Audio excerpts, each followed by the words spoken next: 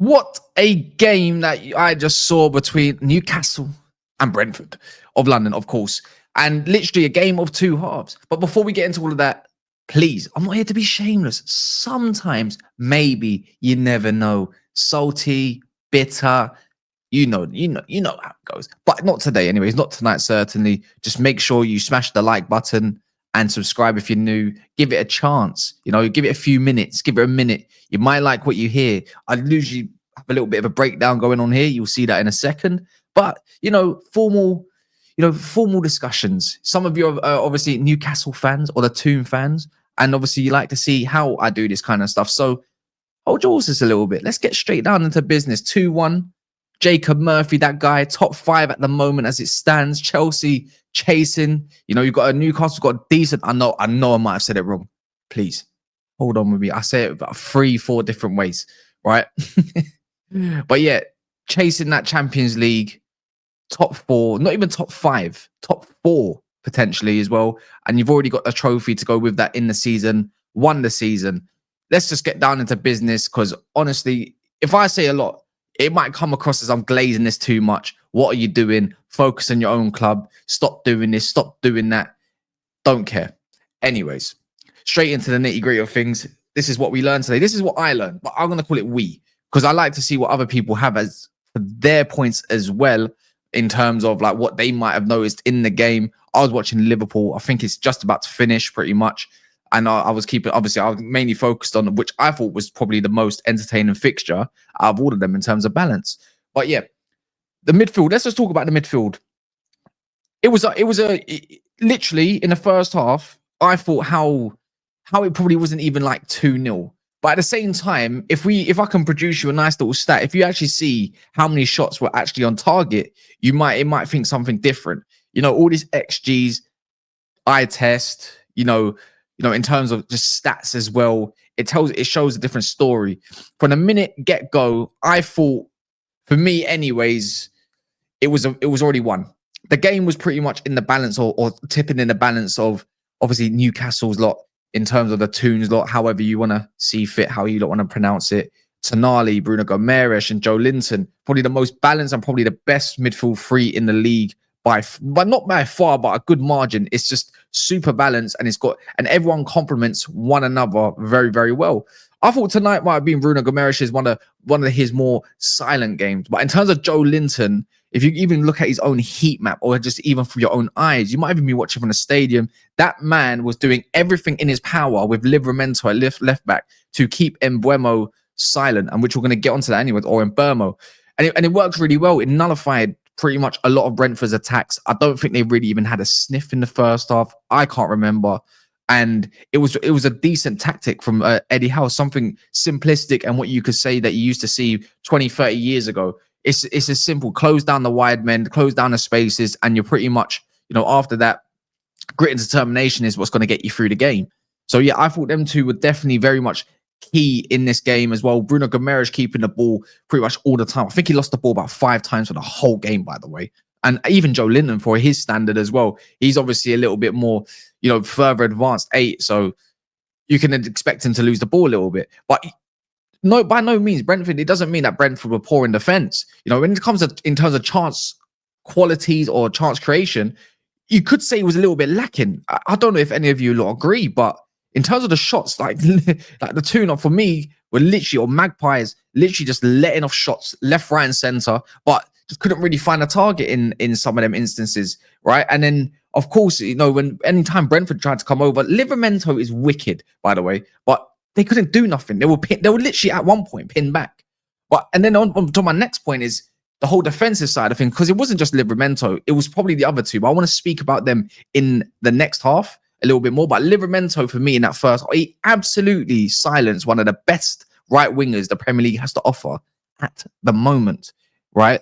And you got to big that up. The guy can play right back or left back. It doesn't matter. However you see fit, the man is the future of England, right? On the right-hand side.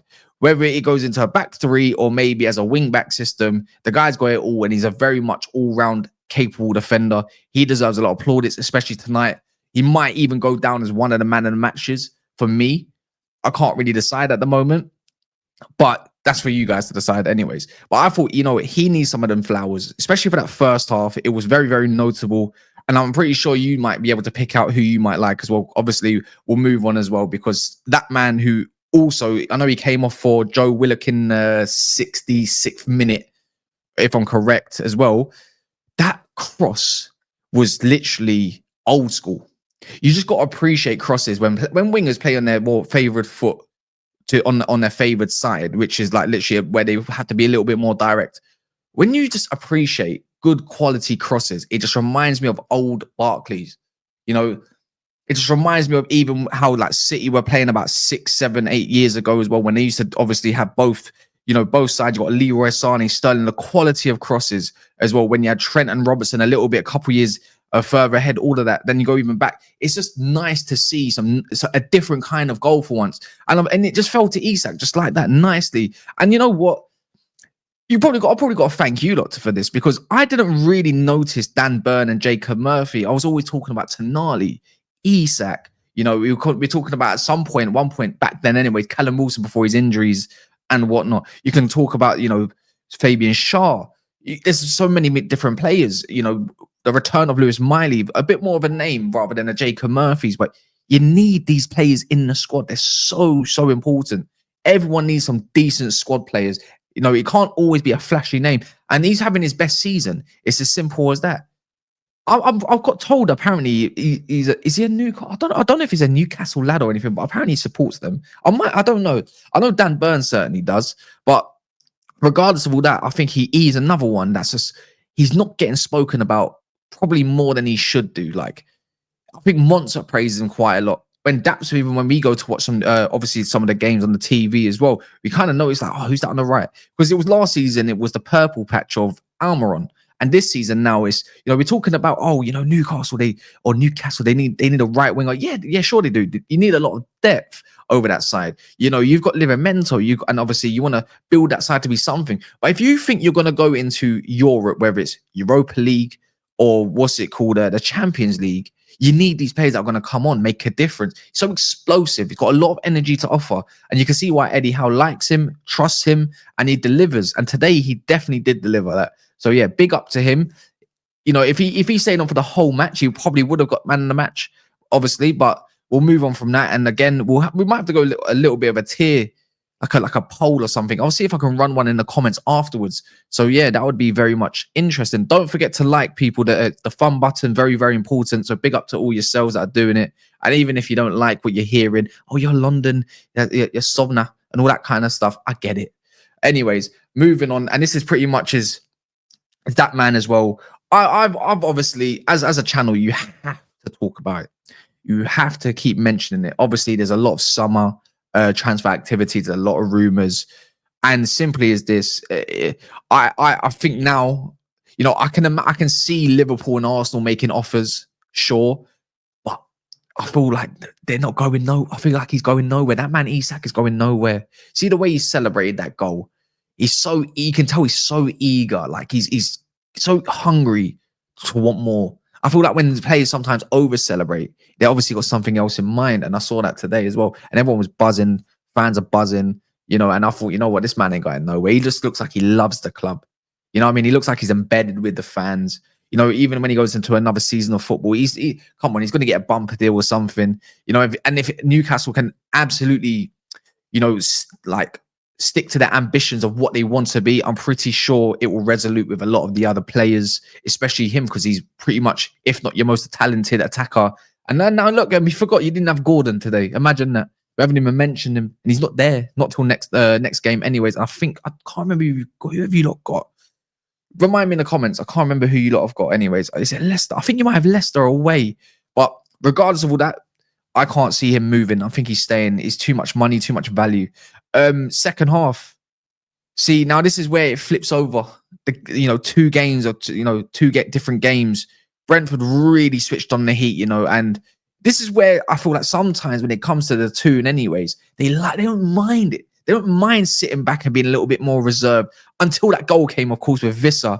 He got brought down and Buemo scored the penalty. Doesn't show what game he really had, though. I think it does a disservice if someone was to watch the SofaScore ratings. But Trippier and Dan Burn, what a highlight. What a highlight, especially Dan Burn. And you know what, both of them, I can't even say it. That man is probably having the best couple of months or month he's had in such a long, long time. Obviously, it was at the end of Feb, wasn't it? Or was it in March? The cup final was, I think it was in March. I could be wrong. But what, you know, we're talking legends here. We're talking legendary stuff, status. I thought Trippier was finished. And now it's probably how you need to be using players that are 34 and older. You know, obviously you're waiting for Lewis Hall to come back. Livramento can go in his side. Someone can take over the reins. But that's quality experience. Quality experience. I really, really didn't like Dan Burn at centre-back. When he was there, right, and obviously he's playing with Shaw in some moments, some great moments and some moments where you feel like, oh, I don't know about this one. But right now, he's absolutely carrying that defence, in my opinion, alongside everyone else. I think Nick Pope's had a bit of a revival period. But what a performance. Some of the blocks, right, he was making, I was thinking, oh, this guy's, you know what? He deserves it. Like that England call-up, he deserved that. Why didn't he deserve that? That has nothing but praise for that guy. I have nothing but praise for that guy. He deserved it. Why should the big names always need to get into the squad? It should be who's on form. Who's going to die for the badge? He's proper. He's a proper player, and he can play as well. So yeah, I thought them two would definitely deserve mentions as well, because it could have easily went another way. You know, like you barely created any chances, and it comes to that man again, Italian stallion Tonali in it. What, I don't know what happened. I don't actually really care how it went in, but it just went in. It just went in. And I know anyone that was in the stands were thinking, oh my word, what have I just witnessed? That was definitely a cross. That was definitely a cross. But you're not complaining, are you? I think in the end, Brentford might be a little bit disappointed not to walk away with something. But I'm kind of happy for Newcastle. I'm quite happy, because I just want you lot to get into that top four and just cause a little bit of chaos, a little bit of panic. And it's always nice because it makes a conversation. And we're going to have that conversation tonight as well. For anyone that is obviously watching previously or right now, as it's posted. So yeah, I just thought, what a goal. And he's, you know what, decent. You know, I think he needed that a little bit for himself. And you know what, again, we talk about players that come back from extended periods whether it's an injury. This guy had 11 months out. And he's putting in probably his best season in his career so far. You could say maybe a Milan season. I think he might have won the title with Milan. So actually, maybe second best season. I might be wrong there. But definitely decent. I like that word. And then obviously great entertainment overall. I've got no other points really. Don't really have anyone of note. But Champions League's in sight. You know, believe. See, this time around, hopefully the board can do whatever it needs to do with PSR and all that, and then you get your squad. I don't want to see it, of course not, because I don't want to start being salty towards you, because I've got to do a Liverpool video soon, by the way. So don't do too much, but just enough. Anyways, please smash the likes. Hopefully you lot enjoyed that and whatnot, and then we can go on to the next one. Leicester next. Probably might do a reaction for that, but just look out for it. Subscribe, all that good stuff, yada, yada, yada. You lot are great, to be fair. So yeah, enjoy.